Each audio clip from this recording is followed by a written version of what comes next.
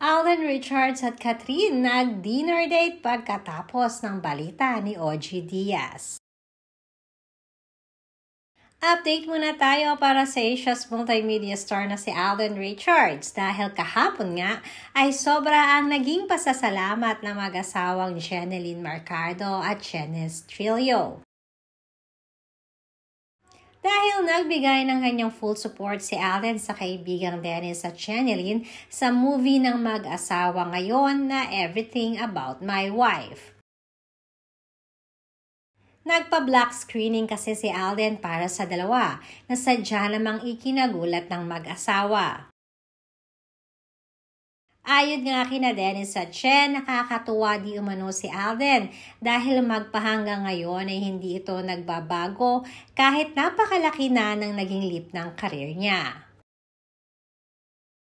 Samantalang usap-usapan naman ngayon ay ginawang pagsisiwalat ni OG Diaz sa kanyang balita tungkol kay Catherine na di umano ay may bago na ngang nagmamay-ari ng puso nito. Pagsisiwalat nga ni OG Diaz sa kanyang YouTube channel, ito di umano ay ang mayor ng Lucena City na si Mayor Alcala. Kaya naman madami ang sadyang nag-alsa dahil dito. Sinasabing ito rin di umano ang dahilan, kaya tumigil na di umano ng panliligaw si Alden kay Catherine. Kaya naman napakaraming nagalit at nag-react ng mga netizens sa balitang ito ni OG Diaz.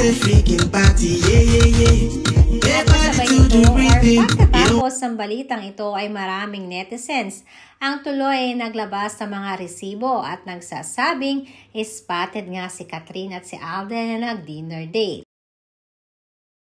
Naikinunek naman ito sa kanyang naging IG story na naipost ni Alden na kumakain siya sa isang restaurant at makikita na halos ay mga favorite foodies ni Catherine ang kanyang in-order.